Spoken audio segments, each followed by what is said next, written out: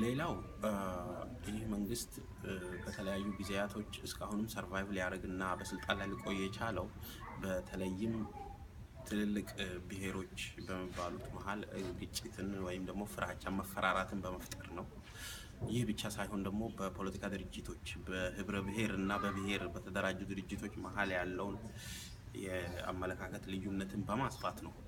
ስለዚህ በዚህ አጋጣሚ አክቲቪስቶች በየሶሻል ሚዲያ ያሉ አክቲቪስቶች ህዝባችን እየተገደለ እየተፈጀ ጄኖሳይድ በህዝባችን ላይ እየተፈጸመ ባለበት በዚህች ጊዜ አላስፈላጊ ክርክሮች ድሮንም እናቃቸው የአይዲዮሎጂ ልዩነቶችን የአስተሳሰብ ልዩነቶችን ምን አይነት መንግስት ነው መዋቀር ያለበት በዛ ሀገር ላይ እና ሌሎች ቀድሞውንም በማንኛውም ጊዜ ልንከራከርባቸው የምንችላቸውን ነገሮች በዚህ ሰዓት ማንሳትና መነታረክ በጣም አስፈላጊ አይደለም ብዬ ነው የማስበው። አስፈላጊ አይደለም። ይህንን ነገር ብታቆሙ ጥሩ ነው ብዬ አስባለሁ። ይህ የግል ምክሬ ነው።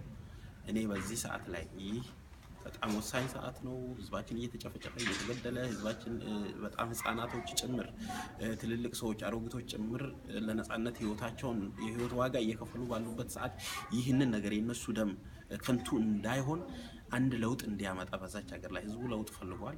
ይህንን ለውጥ የፈለገን ህዝብ ደግሞ መርዳት ማገዝ እንጂ በዚች ሰዓት ሌላ ንትርክ ውስጥ መግባት አስፈላጊ ሆኖ ስለማይታየኝ እባካችሁ ይህንን እንድታቆሙ ብዬ ለሁለቱም ወገኖች ይህንን ማድረግ እፈልጋለሁ። በዛ ዙሪያ ትንተና ማድረጉ መነታረኩ መልስ መሰጣጣቱ አስፈላጊ ሆኖ አይታየኝም። ሌላ ጉዳይ በንቅናቄዎች በሚደረጉበት ጊዜ መንግስት እርምጃ ይወስዳል፣ የሰው ህይወት ያጠፋል፣ ብዙ ነገር ይከሰታል። በዛ ደግሞ ስሜታዊ ተኩኖ ንብረት ማውደም አሁን አንዳንድ ቦታ ላይ ፓርክ ተቃጥሏል ተብሎ ነገር ሰምተናል።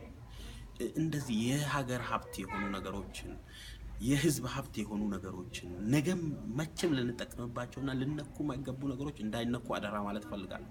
በተለይም ህዝብ ሀብት መውደሙ ጠቃሚ አይደለም። ይህ ሀብት ነገ ብንጠቀም የህዝብ ሀብት ነው። ይህ መንግስት ወስዶ የትም ማርስ ላይ አይሄድም፣ የትም ይዞ አይጠፉም። የዘረፉትን ኦልሬዲ ዘርፈዋል። እንደ ግለሰብ በሙስና ያካበቱት አለ፣ አሜሪካ ያስቀመጡት ቤት የሰሩበት እዚህ ካምፓኒ የከፈቱበት አውሮፓ የትም በግል የወሰዱትን እሱ ያው እዛው እሱም ደግሞ በዚች ሀገር በዚች ዓለም ላይ ባለው ህግ ይጠየቁበታል። ነገር ግን እዛ በእጃችን ያለውን ሀብት ባናጠፋ ንብረት ባናወድም የተሻለ ነው። ይህንን ማለት የምንችለው በእጃችን ያለውን ለምሳሌ ግብር አለመክፈል፣ እነዚህን እቃዎች እነሱ የሚያመርቷቸውን አለመጠቀም፣ ኢቭን ፍርድ ቤትና ሌሎች ነገሮች ቴምብሮችን ምናምን ባለመጠቀም ጉዳዮቻችንን በእርቅና በሌላ በመወሰን